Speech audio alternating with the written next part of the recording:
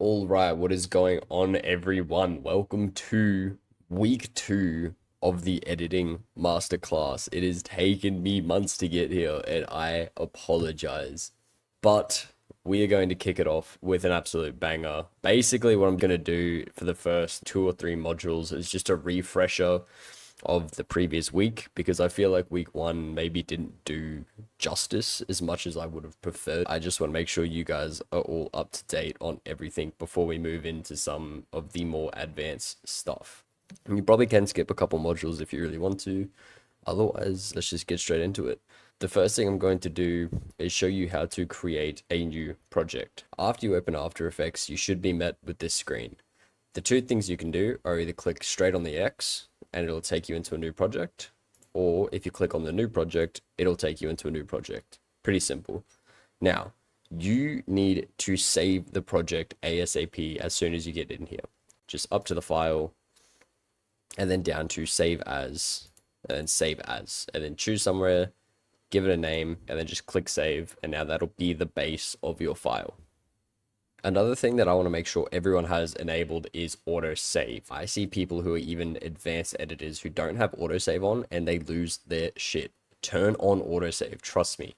You barely notice it's there. It is an absolute lifesaver. The first thing we want to do is go up to edit, down to the preferences, and then to the autosave. In the autosave, adjust it how you would like. Personally, I've got it set to every 2 minutes because I am really anal about losing my work. It has happened to me too many times. 2 minutes is pretty good. I used to have it on 5 minutes and I wasn't occurring with many problems. Every now and then it would hit the 4 minute and 30-second mark and then it would crash on me and I would lose a decent amount of progress. So I set it to 2 minutes. And then you want to save, enable these two, and then turn the project versions up to 999. That's the highest number you can get. That's the most amount that you want it to be able to save. And then you can choose a place for it to autosave if you want, but I find when I make an edit, I make an entire folder for it. The edit I'm doing at the moment, I've named Don't Stop. Inside Don't Stop, I saved the original file like we did just before, and it made its own autosave file. So most of the time it'll make its own file depending on where you save the main project. And for me, that's fine. Once you've got that enabled, you are goated. You have nothing to worry about. You will always have every version of the edit every 2 minutes for you to go back on. I find it really useful because sometimes I do a transition and I don't like it, but I've made so many adjustments to everything that it's hard to go back to the original before I started making that transition. So I just go back about 20 or 30 auto saves, and then I am back to where before the transition was, and it's nice and easy to keep going. All right, after this, we're just going to create a composition really quickly. So the two or three ways I think to do this is number one, right here, big button, new composition. You can name it. You can change the width, the height, the frame rate, resolution, start frame, the duration, the background color, a couple of advanced things that I don't really care about, and some 3D rendering, which I also never ever look at. The second way to do it is up here under composition, new composition. And the third way is just to right click on most spots and it should say new composition. I do say that it's good to know these two because after you've created a composition, the button disappears. So you need to be able to come up to here to press that. So you can right click it in here as well. A composition has to be there already before you do that. But as long as you remember that you can right click in here or you can go up to composition and new composition, you should be completely fine. The next thing I want to hit on is the main windows and all the panels. If you're in After Effects, you probably notice that yours looks a lot different to mine. And I'm pretty sure you'll be on default, but I saved my overlay over it. So I'm just going to go to what yours might look like, which might be standard. This is probably what you're looking at right now, or something similar to this. No matter what, you should be able to understand just by looking at my screen. So it shouldn't be too bad.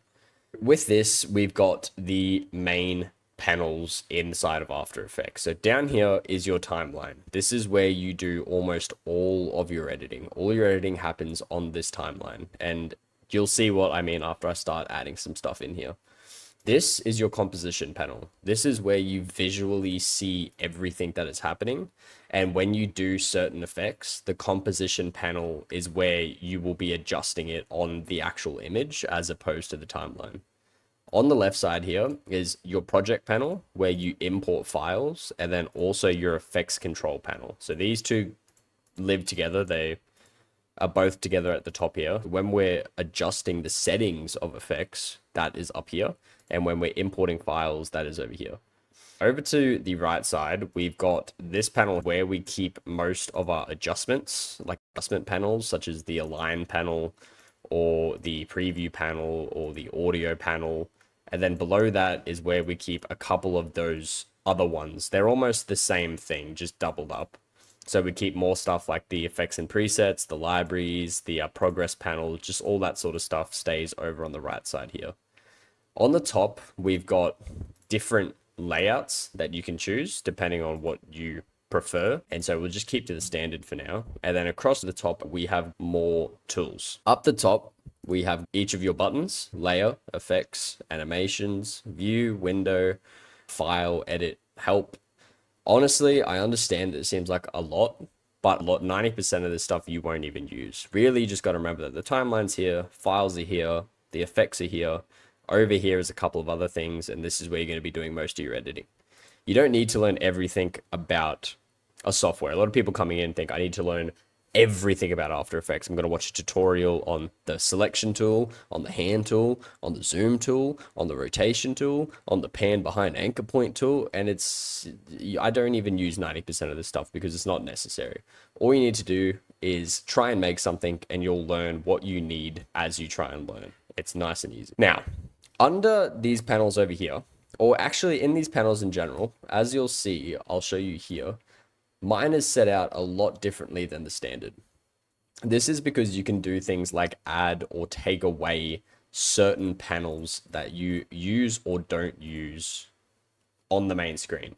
So for example, if I go back to the standard layout, I don't use libraries, progress panel, or the audio panel, or the info panel. I don't use a lot of these panels. In my setup, I've taken away and also added multiple things that I use. So I have added in a flow panel. I've extended my timeline because before my timeline cut off right here, I extended it all the way because I wanted more workspace. I've done a bit of adjusting so it looks really nice. I can see this very clearly and everything is exactly how I prefer.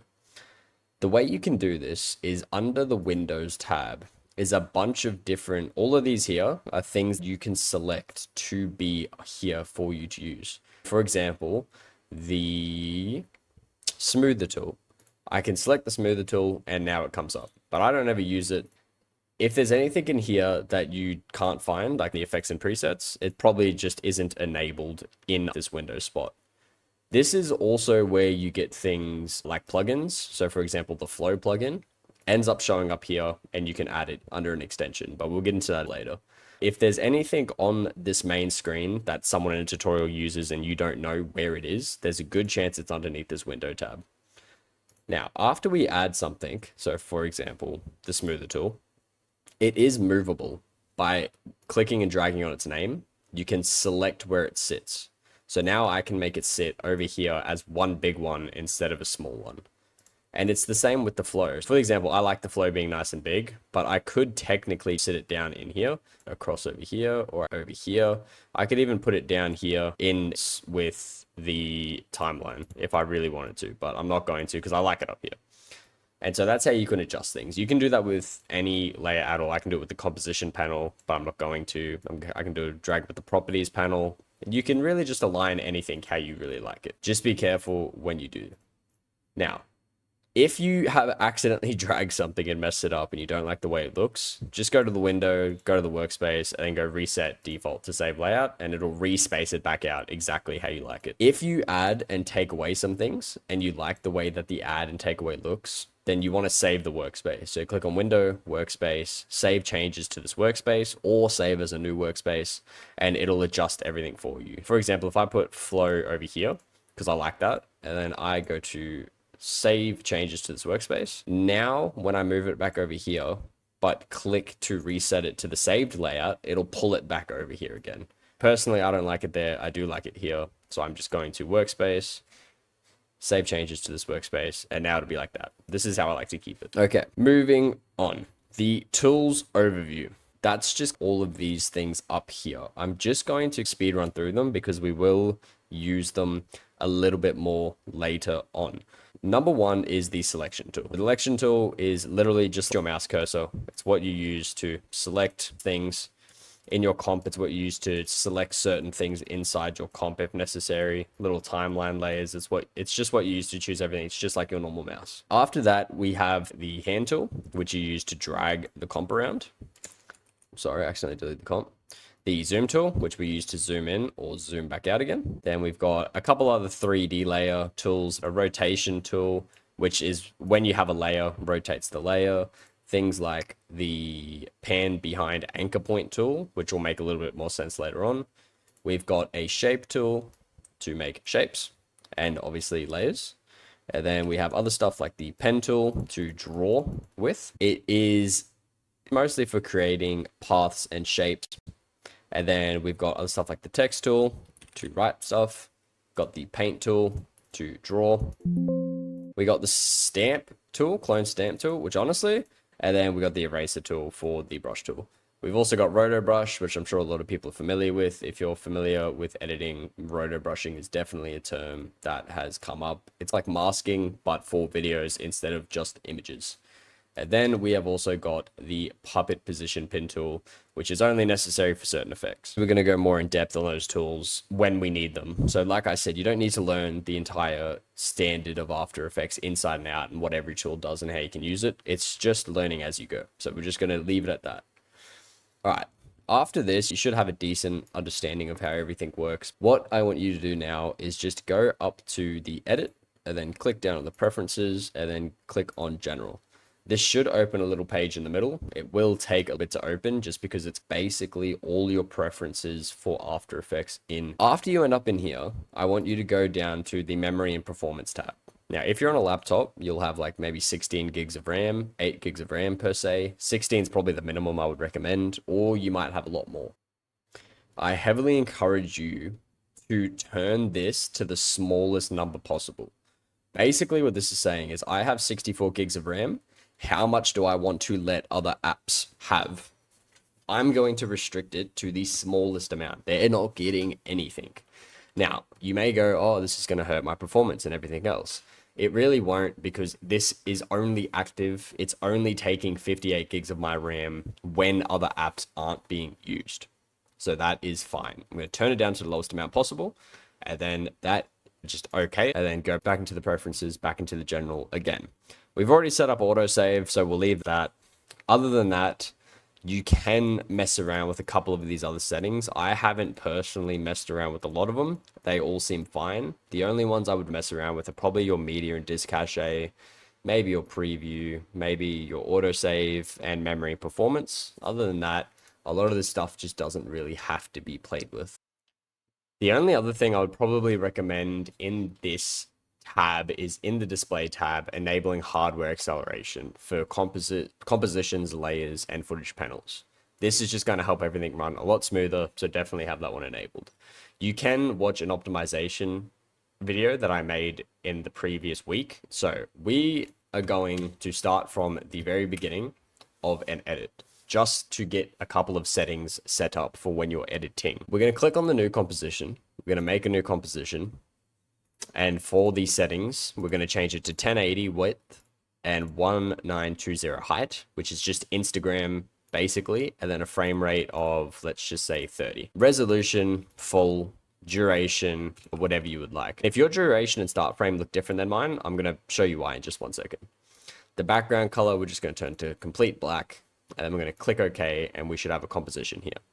Now, if this is showing frames for you instead of just 1, 2, 3, 4, 5, etc., you can change that by just holding Control and then clicking right here. I used to edit in frames, but I got sick of it very quickly because it goes from 29 to 1, and I'm not that great at math. I would rather just be able to count all the way up.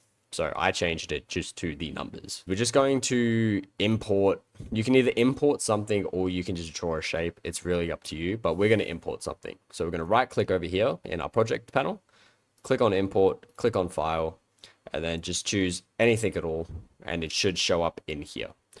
After that, you want to drag it down to the timeline panel and it should show up in your main timeline, which is very cool. So we've got that Bentley logo there now. With this Bentley logo, what's going to happen after we've dragged it in is when you preview by pressing the spacebar, sometimes it won't play straight away. It'll buffer for a while. There is a couple things that we can do to save this. What you want to do is there's a quality one right here, resolution quality button right here. And then up under the preview tab, there is more settings. For some reason, it's not helping me at all. Gonna go up to window, come down here, click on preview, and we should end up with a bunch of settings. This resolution here is basically saying what resolution are we going to show you when you are editing, like when you play back the video. We're going to change this to quarter. If you are editing, you can edit on full. Once it starts to become really laggy, go down to half. Keep editing. Once it becomes laggy again, go down to third. Once it becomes laggy again, go down to a quarter. That's as low as you want to go before it starts becoming unbearable. If you're on a bad laptop, I recommend just keeping it on quarter the entire time. If you're on a high-end PC, I did edit in full for like the first couple days of one edit, and then eventually I had to switch down to half. This setting is only when you press the spacebar and actually play back a video. This one here is for when you are paused. If I freeze on frame 30, this is the resolution it's going to show me frame 30 at. Sometimes you have so much going on in an edit that the quality of one single frame really matters. And sometimes this has to sit on quarter as well. And you can see as I change that, it actually does change the quality of the image itself quite a bit. This is my playback quality and this is my freeze quality. So you'll see as soon as I play, the quality drops because this playback resolution is a quarter and this is full. If I swap them around, when I'm stuck on a frame, it's going to be a quarter. But when I play, it's going to become full resolution again. So that's how these two buttons work. They're both not the same. A lot of people get that confused. They think if I adjust this one to quarter, this one will automatically be the same, but then they play it back and it tries to do it at full resolution and it crashes or something like that. Now, another playback setting that we really want to adjust is your cache settings. So again, up to the edit, under the preferences, the media and disk cache. Now, this is extremely important, and this is things that a lot of people actually disregard. You want to enable your disk cache, turn the maximum size up to a lot. I have mine at 730 gigabytes because that is how big the USB that I use is. And you want to set your location for it. The way I'm going to explain this is this disk cache is basically a folder. So if when I preview, you see this little green line at the top here. This little green line is saying that it has pre-rendered everything and stuck it into a folder so that if I play it back, it does not have to reload it anymore. It can go to the folder and just look at what's inside the folder. That folder is your cache folder. So under the file, the preferences, and the media disk cache is where it stores.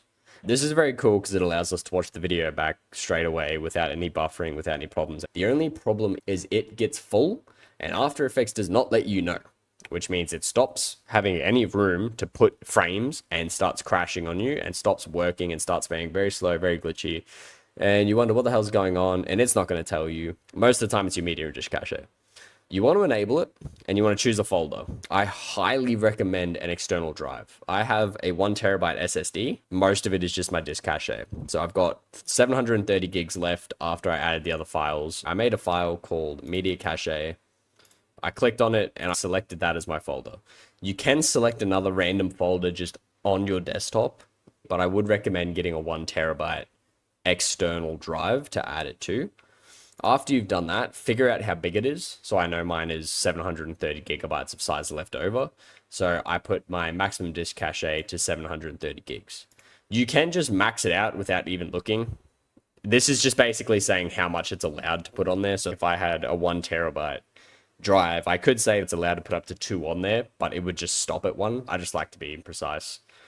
Every time you're editing, if your After Effects gets pretty slow, you want to empty out the disk cache. I'm not going to do it because I haven't done it for about a week, which means it's probably going to be a lot and take a couple minutes. But if your After Effects starts to slow down, there's a good chance this needs emptying. It's good practice to do it at the start of every edit.